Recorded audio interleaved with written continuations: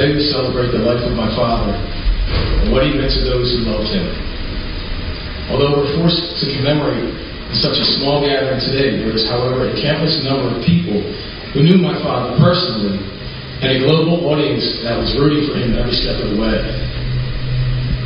Decades of good deeds, lending a helping hand, and keeping true to his word would earn him a wonderful reputation, not just as a friend or a relative you could depend on, but an upstanding husband and devoted father as well. There were many versions of my father that would take shape over the years, but what remained intact up until his very last moments were his actions, values, and his beautiful smile, which was much more than just a facial expression. Although my father was not the most expressive or overly affectionate person, it was rather his actions and values that far exceeded his words of endearment, which was his way of showing he cared. He truly was a man of action, and if he said it, he meant it. And if he gave you a smile, he was telling you something much more than what was at the surface. Over the years, I would discover there was so much more to my dad than just his character, but also a man who was human and really loved the attention my mother would give him.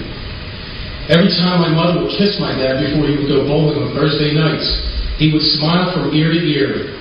Or his doo-wop singing in the house, which my mother always reacted to, would bring a big smile to his face. He loved getting a reaction out of her. Or the times my mother and father would slow dance is when, once again, that beautiful smile of his would appear.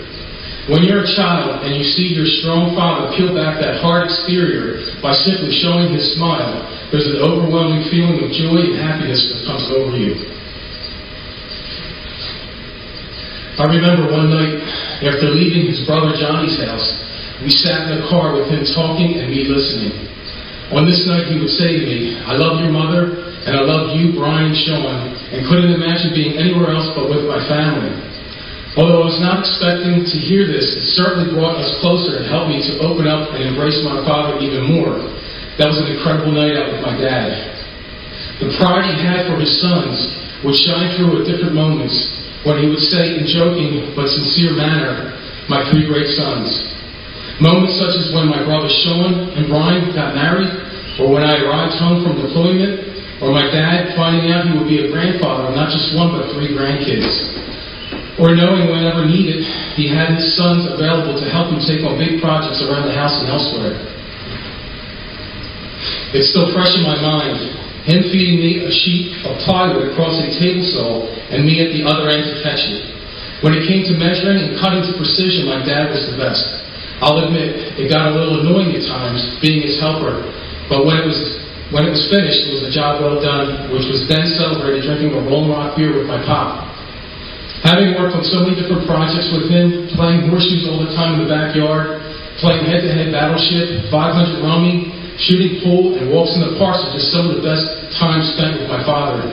They say absence grows the heart fonder, but I know it was being in each other's presence that brought us closer together.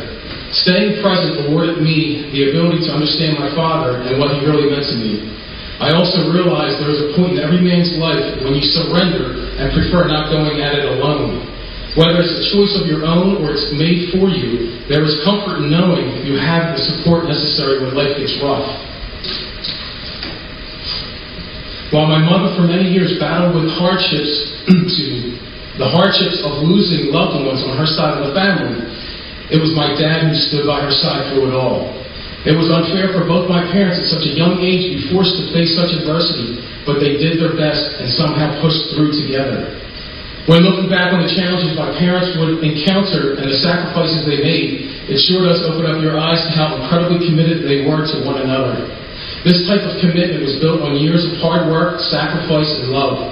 They managed to form a strong enough bond to weather any storm, and this would once again prove to be true when my father was diagnosed in 2013 with dementia. This diagnosis would bring pitch-black darkness as well as the most radiant light you could ever imagine. After years of suppressed feelings and the strong image my father would uphold for decades, he was no longer the reserved man we once knew, whom showed he cared through his right-winning ways, but now instead an outgoing father who ran on pure love and affection, which could be a bit excessive at times. I believe much of his love was I believe much of this love that was pouring out of him was his feelings he kept bottled up for years. It brings me back to those flash moments he would open up and share his true feelings anytime we had a few beers together. Although dementia may have impaired my father from doing some of the simplest tasks, he would, however, continue sharing his love for his family and those around him. I've seen my dad at his best and his worst many times growing up, and here we are once again, my dad at his best and worst. But what has never changed is he was both my father back then just as much as he is my father of today. The only difference is it's just another version of him. Dad, your memory and legacy will forever live in the minds and the hearts of those gathered here today, and with those who are unable to join us.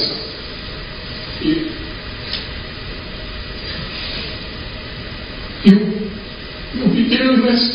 May God rest your soul. Oh, family.